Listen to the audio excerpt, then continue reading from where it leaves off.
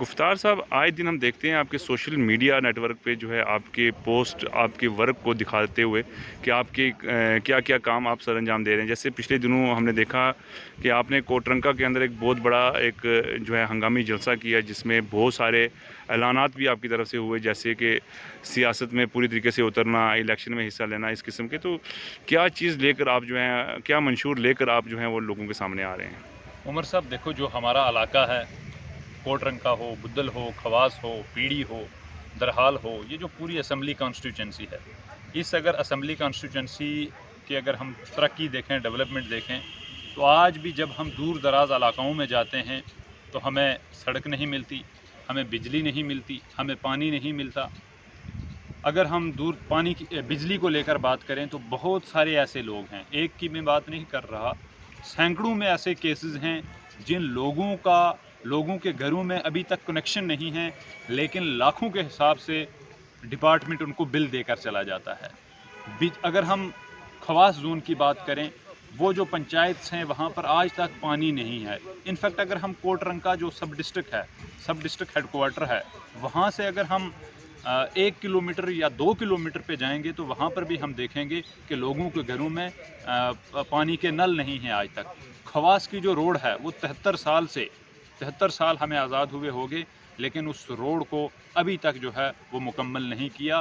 کروڑوں کے حساب سے وہاں پر فنڈنگ ہو چکی ہے، لیکن وہ پیسہ کہاں لگ رہا ہے، کیسے لگ رہا ہے، کسی کو کچھ پتہ نہیں ہے. رہی بات بجلی کی، میں نے آپ کو پہلے بھی کہا کہ ایک بہت بڑے کرائسس سے ہمارے اس علاقہ کے لوگ جو ہے وہ گزر رہے ہیں، وہ ہے بجلی کے بلز کو لے کر.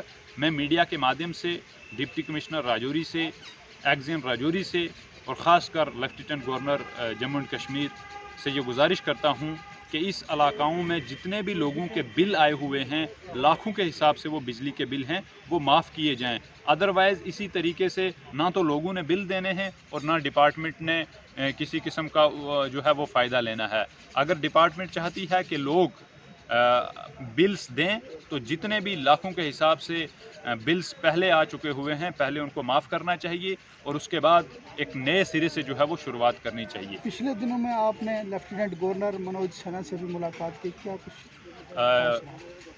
شرح صاحب، جو پچھلے دنوں میں ہماری ملاقات ہوئی وہاں پر بھی ہم نے اسی علاقہ کے جو ہے وہ مین ایشوز رکھے. چاہے وہ کالج ہو، آج جو گورنمنٹ ڈگری کالج کوٹرنکا جو کچھ ہی وقت پہلے ہمارے جو اس وقت کے ڈپٹی کمشنر ہیں لیکن کچھ دنوں سے ہم دیکھ رہے ہیں کہ پھر سے خبروں میں یہ بات آ گئی ہے کہ ڈگری کالج کو وہاں سے اٹھایا جا رہا ہے. تو ہم اس گندی سیاست کا جو ہے وہ شکار ہوئے ہیں. گورنر صاحب سے جب ہماری ملاقات ہوئی، ہم نے انہی ایشوز پہ بات کی، کیونکہ ہم انہی چیزوں، اسی کرائسس سے جو ہے وہ گزر رہے ہیں.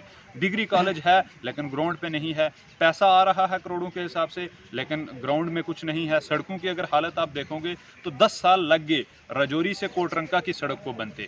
تو اس کے علاوہ کی باتیں ہم کیا کریں؟ جو مین روڈ تھی راجوری سے کوٹرنکا کی، اس کو 10-12 سال لگ گئے بنتے ہوئے. گفتار صاحب، اگر ہم نوجوانوں کی بات کریں تو یوتھ کا ایک بڑا طبقہ جو ہے وہ آپ کے ساتھ ہے، بہت بڑی بے روزگاری جو ہے وہ آج عروج پہ ہے. کیا اس یوتھ کی بھی آپ آواز بنو گے؟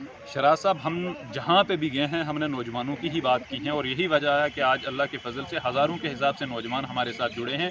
میں نے اس دن ہمارا 2-3 دن پہلے ہمارا جلسہ جو کوٹرنکا میں ہوا، وہاں پر بھی ہم نے کہا کہ راجوری پونچھ کے نوجوانوں کے لیے الگ بارڈر بٹالین جو ہے وہ بنائی جائے، کیونکہ یہی لوگ سب سے زیادہ جو ہے وہ سفر کرتے ہیں بارڈرز پہ.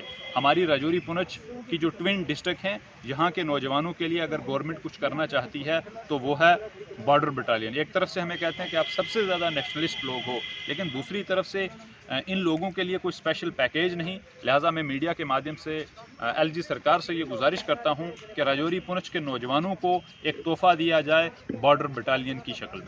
اس کے علاوہ اگر ہم بات کریں خاص طور پر راجوری پونچھ کے آرٹ کی، کیونکہ راجوری پونچھ میں میجورٹی آف پیپل جو ہیں وہ پہاڑی اور گجر طبقے کے ہیں، اور یہاں فن کا کوئی جو ہے وہ مقابلہ نہیں ہے پوری دنیا میں. پھر بھی آج تک یہاں کے فنکاروں کو جو ہے کوئی پلیٹ فارم مہیا نہیں ہوا. تو اس پر کہیں نہ کہیں آپ بھی ایک آرگنائزیشن کے ساتھ جڑے ہوئے ہو جو ٹرائبس کی بات کرتی ہے، ٹرائبس کے ایشوز کی بات کرتی ہے. تو کیا فنکاروں کو، پہاڑی اور گوجری فنکاروں کے لیے بھی کوئی پلیٹ فارم مہیا ہونا چاہیے؟ عمر صاحب، میں اس میں ایک ہی بات کہوں گا کہ ہمارے راجوری پونچھ کے لیے الگ سے ایک آرٹ کلچر اور اکیڈمی ہونی چاہیے.